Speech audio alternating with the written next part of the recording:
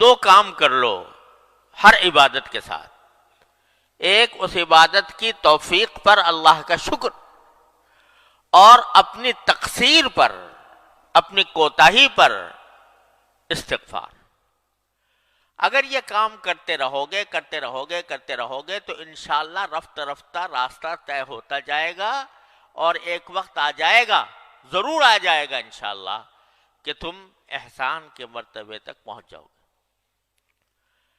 ہوتا کیا ہے کہ غفلت کے ساتھ پڑی، غفلت کے ساتھ اٹھ کے چلے گئے. ارے بھائی، نماز کے بعد ذرا سا ایک اس نماز کے اوپر نگاہ بازگشت ڈال لو. یعنی اس کا ذرا تصور کرو کہ میں نے یہ 4 رکعتیں پڑھی تو کس طرح پڑھی، اور اس کے اوپر نگاہ بازگشت ڈالتے ہوئے پہلے اللہ جل جلالہ کا شکر ادا کر لو، اور شکر ادا کر لو کہ یا اللہ، آپ نے جس طرح بھی توفیق دی، آنے کی توفیق دے دی، اپنی بارگاہ میں حاضری کی توفیق دے دی، اے اللہ میں اس پر شکر ادا کرتا ہوں. اور اے اللہ، میں آنے کے بعد آپ کے دربار کا جو حق تھا وہ تو کہاں ادا ہوتا، جو کم سے کم مطالبہ ہونا چاہیے تھا وہ بھی مجھ سے پورا نہ ہو سکا. دیکھو، خشوع کا اعلیٰ مقام تو وہ ہے جو حدیث میں فرمایا گیا کہ ان تعبد اللہ کانک تراہ. اللہ تبارک و تعالیٰ کی عبادت اس طرح کرو جیسے کہ اللہ کو دیکھ رہے ہو، اور اگر نہیں دیکھ رہے تو کم از کم وہ یہ خیال کر لو کہ وہ تمہیں دیکھ رہا ہے. اعلیٰ مقام تو یہ ہے کہ پوری نماز میں اول سے لے کر آخر تک بندہ اللہ تبارک و تعالیٰ کی طرف متوجہ رہے، اور یہ سمجھے کہ میں اللہ کو دیکھ رہا ہوں یا اللہ مجھے دیکھ رہا ہے. لیکن ادنا درجہ کیا ہے؟ ادنا درجہ یہ ہے کہ کم از کم جو الفاظ تم زبان سے نکال رہے ہو، دھیان ان الفاظ کی طرف ہو. جب الحمدللہ کہا، الحمدللہ رب العالمین کہا، تو دھیان ان الفاظ کی طرف ہو. میں نے یعنی پتا ہو کہ میں الحمدللہ رب العالمین کہہ رہا ہوں، الرحمن الرحیم کہہ رہا ہوں. اور اس میں حدیث میں آتا ہے کہ نبی کریم صلی اللہ علیہ وسلم نے فرمایا کہ جب بندہ الحمدللہ رب العالمین کہتا ہے تو اللہ تبارک و تعالی جواب دیتے ہیں، حمیدنی عبدی، میرے بندے نے میری تعریف کی. جب الرحمن الرحیم کہتا ہے تو اللہ تعالیٰ جواب دیتے ہیں کہ اثنا علی عبدی، میرے بندے نے میری ثنا کی. جب مالک یوم الدین کہتا ہے تو کیا فرماتے ہیں؟ مجدنی عبدی، میرے بندے نے میری بزرگی بیان کی. اور جب کہتا ہے ایاک نعبد و ایاک نستعین، تو باری تعالیٰ فرماتے ہیں کہ یہ جو وہ کہہ رہا ہے بندہ، یہ میرے اور بندے کے درمیان ہے یہ معاملہ. وہ میری عبادت کرتا ہے، میں اس کی مدد کرتا ہوں. ایاک نعبد و ایاک نستعین. تو آدمی کم از کم اتنا جو ادنا خشوع کا درجہ ہے وہ کیا ہے کہ جو الفاظ زبان سے نکال رہا ہے انسان، ان الفاظ کی طرف دھیان ہو. میں نکال رہا ہوں، یہ نہ ہو کہ بس مشین چل پڑی اور آخر میں جا کے بس سلام پھیر دیا، بلکہ دھیان ان کی طرف ہو، الفاظ کی طرف ہو. یہ ادنا درجہ ہے. اور جہاں ذہن بھٹک جائے، خیالات آنے لگے، پھر دوبارہ انہی الفاظ کی طرف آ جائے. یہ ادنا درجہ ہے خشوع کا. اس کی کوشش تو بندے کو ہمیشہ کرتے ہی رہنا چاہیے، ساری زندگی کرتا رہے. تو یہ کوشش ادنا درجہ کا خشوع ہے، یہ بھی حاصل نہیں ہوتا. تو اللہ آپ نے تو کرم فرمایا تھا کہ ہمیں توفیق دی تھی کہ آپ کے دربار میں حاضر ہوئے، لیکن ہم نے اپنی طرف سے جو ہمارے کرنے کا کام تھا وہ ہم سے نہ ہو سکا. تو اللہ ہم اس پر استغفار کرتے ہیں. اسی لیے سنت ہے نبی کریم صلی اللہ علیہ وسلم کی کہ نماز ختم ہونے کے بعد فرماتے کہ استغفر اللہ استغفر اللہ استغفر اللہ 3 بار. استغفر اللہ فرماتے تھے. ابھی تو نماز پڑھی، نماز کوئی گناہ تو کام نہیں ہے، استغفار تو گناہ کے کام پر کیا جاتا ہے، لیکن رسول کریم صلی اللہ علیہ وسلم نماز کے بعد استغفر اللہ فرماتے تھے. کیوں؟ کہ اللہ توفیق تو آپ نے عطا فرمائی، لیکن میں آپ کی عبادت کا حق ادا کر نہیں سکا، میرا دل و دماغ ادھر بھٹکتا رہا. تو کیا ہوگا کہ میرے مالک کا کرم ایسا ہے کہ بندہ جب استغفار کرتا ہے، اس کی طرف رجوع کرتا ہے، اپنی عاجزی کا اعتراف کرتا ہے، اپنی بندگی کا اعتراف کرتا ہے، کہتا ہے کہ مجھ سے غلطیاں ہوئیں، مجھ سے کوتاہیاں ہوئیں، میں کسی طرح بھی حق ادا نہ کر سکا، ادنا حق بھی ادا نہ کر سکا، تو میرے مالک کا کرم ایسا ہے کہ جو کوتاہیاں ہوئی ہیں ایک طرف تو اس کو معاف فرما دیتا ہے، اس کو معاف فرما دیتا ہے. میرا بندہ ہے، کمزور ہے، اور اس کے اندر وہ صلاحیت نہیں ہے جو ہونی چاہیے، تو اس واسطے یہ مجھ سے رجوع کر کے اپنی ناتوانی، اپنی کمزوری کا اعتراف کر رہا ہے، اپنی تقصیر کا اعتراف کرتا ہے، تو میں اس کو معاف کر دیتا ہوں. معاف کرنے کے کیا معنی ہوئے؟ کہ جو کوتاہیاں ہوئی تھیں نماز کے اندر، وہ سب ان کے اوپر خط تنسیخ پھیر دیا اللہ تبارک و تعالیٰ نے. چل تیری نماز بھی قبول کر لی، جیسی کیسی تو نے پڑھی قبول کر لی.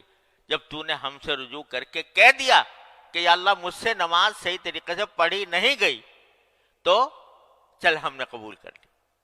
استغفر اللہ استغفر اللہ استغفر اللہ کہ تو عرض کرنے کا منشا یہ ہے کہ اس مایوسی کو دور کرنے کا راستہ کیا ہے، اور اس سمت میں آگے بڑھنے کا راستہ کیا ہے. ایک طرف تو حمد کرے بندہ، شکر ادا کرے، دوسری طرف استغفار کرے. شکر اس کی توفیق پر، استغفار اپنی کوتاہی پر. تو میرا اللہ تبارک و تعالی شکر کے بارے میں وعدہ کیا ہے کہ لئن شکرتم لازیدنکم، یہ وعدہ ہے کہ نہیں؟ کس کا وعدہ؟ ان اللہ لا یخلف المیعاد. تو جب تم شکر کرو گے تو اور دوں گا، یعنی تم نے اس پر شکر ادا کر لیا کہ میں نے نماز آ کر ادا کی ہے، اے اللہ آپ کی توفیق سے اس پر شکر ادا کر لیا، تو اور توفیق دوں گا، اور توفیق دوں گا. اور یہی وجہ ہے کہ جب بندہ نماز مثلاً پڑھنا شروع کیا، پہلے تو نماز سے بھاگتے تھے بچپن میں، جب اللہ تعالیٰ نے پڑھنے کی توفیق دی، پڑھتا رہا، تو کیا ہو گیا؟ اب نماز کے بغیر چین نہیں آتا. آتا ہے کسی نمازی کو نماز کا وقت آ جائے اور گزرنے لگے نماز کا وقت، چین آئے گا؟ کسی نمازی کو چین نہیں آئے گا. رسول کریم سرور عالم صلی اللہ علیہ وسلم تشریف لے جا رہے ہیں سفر میں، تو سفر میں تشریف لے جاتے ہوئے راستے میں حضرت بلال رضی اللہ تعالیٰ عنہ سے فرماتے ہیں، جو حضور اقدس صلی اللہ علیہ وسلم کے مؤذن تھے، کیا فرماتے ہیں؟ ارحنا بالصلاۃ یا بلال، اے بلال ہمیں چین عطا کر دے، چین دے دے، راحت دے دے نماز پڑھ کر، یعنی نماز پڑھوا دے تو چین آئے. اس کے بغیر ہم بے چین ہیں، ہمارا کسی کام میں دل نہیں لگ رہا کہ کسی طرح میں نماز پڑھ لوں. تو آدمی ایسا ہو جاتا ہے کہ چین نہیں آ رہا. یہ کیا ہوا کہ جو توفیق شروع میں ہوئی تھی کہ اس وقت زبردستی بغیر دل نہیں چاہ رہا، دل گھبرا رہا ہے، لیکن بندے نے اس کی پرواہ کیے بغیر نماز میں آ کے کھڑا ہو گیا. یہ توفیق جو اللہ تعالیٰ کی طرف سے ہوئی تھی، اس پر جب بندے نے شکر ادا کیا تو اس کا نتیجہ یہ ہوا کہ اس نماز کی طرف توجہ اور نماز کی فکر اور اس کا خیال یہ بڑھتا چلا گیا، یہاں تک کہ نمازی کو بغیر نماز پڑھے چین نہیں آتا. تو یہ شکر کی خاصیت تو یہ ہے کہ اب شکر کیا تم نے اور تمہیں توفیق دیں گے، اب شکر کیا اور توفیق دیں گے. اور استغفار کا خاصہ یہ ہے کہ بندہ کتنے بڑے سے بڑے گناہ لے کر پہنچ جائے اس دربار میں، بڑے سے بڑا گناہ لے کے پہنچ جائے، اور صدق دل سے، نیک نیتی سے، عاجزی سے اور اپنی بیچارگی سے باری تعالیٰ سے کہتے استغفر اللہ ربی من کل ذنب واتوب الیہ، اے اللہ میں معافی مانگتا ہوں، جو کوتاہی ہوئی اب میں معافی مانگتا ہوں۔ تو یہ استغفار ایسی چیز ہے کہ میرا مولا اس کے اوپر معافی کا اس نے وعدہ کر رکھا ہے، وہاں شکر پر وعدہ یہ کر رکھا ہے کہ اور دوں گا، یہاں استغفار پر یہ وعدہ کر رکھا ہے کہ تمہاری غلطیاں معاف کر دوں گا۔ ان اللہ یغفر الذنوب جميعا یا عبادی الذین اسرفوا علی انفسهم لا تقنطوا من رحمت اللہ ان اللہ یغفر الذنوب جميعا۔ تو جو اللہ تبارک و تعالی یہ وعدہ کر رہے ہیں کہ میری رحمت سے مایوس نہ ہونا، یا عبادی الذین اسرفوا علی انفسهم، اے میرے وہ بندو جنہوں نے اپنی جان کے اوپر ظلم کیا ہے، لا تقنطوا من رحمت اللہ، اللہ جل جلالہ کی رحمت سے مایوس نہ ہونا، ان اللہ یغفر الذنوب جميعا، اللہ تعالیٰ سارے گناہوں کو معاف کر دے گا تمہارے، یہ وعدہ کر رکھا۔ اتنا آسان کام اللہ تعالیٰ نے بندے کو عطا فرما دیا ہے۔ جب شیطان ڈسے، جب نفس کے فریب میں انسان مبتلا ہو، کوئی بھی غلطی اسے سرزد ہو، فرماتے ہیں دروازہ میں نے کھولا ہوا ہے، آ جاؤ، آ کے استغفار کر لو، کہہ دو یا اللہ مجھ سے غلطی ہو گئی، صدق دل سے کہہ دو اور سچے دل سے، عاجزی کے ساتھ، بیچارگی کے ساتھ، عبدیت کے ساتھ کہہ دے بندہ کہ اللہ مجھ سے غلطی ہو گئی معاف کروا دی، یا اللہ مجھ سے غلطی ہو گئی معاف فرما دی، کہتے ہیں سب معاف کر دوں گا۔ معاف کرنے کے کیا معنی؟ کہ وہ ساری کوتاہیاں جو تم نے کی ہیں وہ میں نے معاف کر کے تمہارا پرچہ صاف کر دیا، تمہارا صفحہ صاف کر دیا۔ تو جو بندہ نماز کے بعد، یعنی نماز کے بعد ایسے ہی اٹھ کے نہ چلے جاؤ خدا کے لیے، نماز کے بعد تھوڑا سا بیٹھ کر، ایک تو جو تسبیحات مسنونہ ہیں وہ تو ہونی چاہیے، لیکن اس کے ساتھ تھوڑا سا نگاہ بازگشت ڈال لو نماز کے اوپر کہ اللہ میں نے نماز پڑھی، ایک تو میں آپ کا شکر ادا کرتا ہوں، توفیق دے دیا آپ نے، کم از کم ظاہری شکل نماز کی میری کروا دی آپ نے اپنے فضل و کرم سے، وہ بھی میری بس سے باہر تھا، آپ نے اپنے فضل و کرم سے کروا دی۔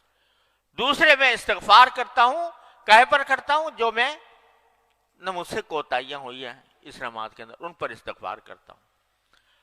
یہ کر کے دیکھو ہر نماز کے بعد کتنا وقت لگے گا؟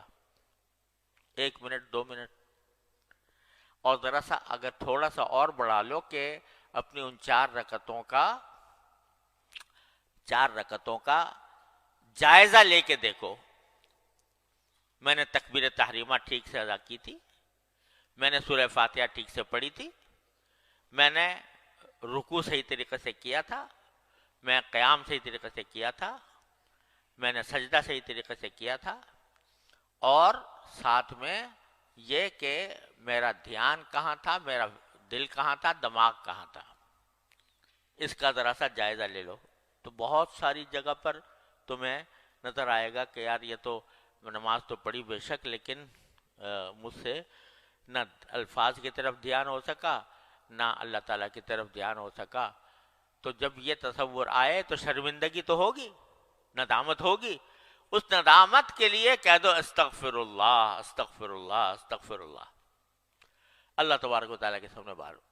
تو ایک طرف حمد شکر، ایک طرف استغفار، یہ 2 چیزیں مل کر تمہاری اس نماز کو پہلی نماز سے بہتر بنا دیں گی، اور جتنا زیادہ کرو گے، روزانہ کرو گے، ہر نماز کے بعد کرو گے، تو انشاءاللہ دیکھنا کہ اللہ تبارک و تعالیٰ کی طرف سے رحمت کا معاملہ ہوگا، اور پھر آئندہ تمہارے نماز کے اندر جو خوشو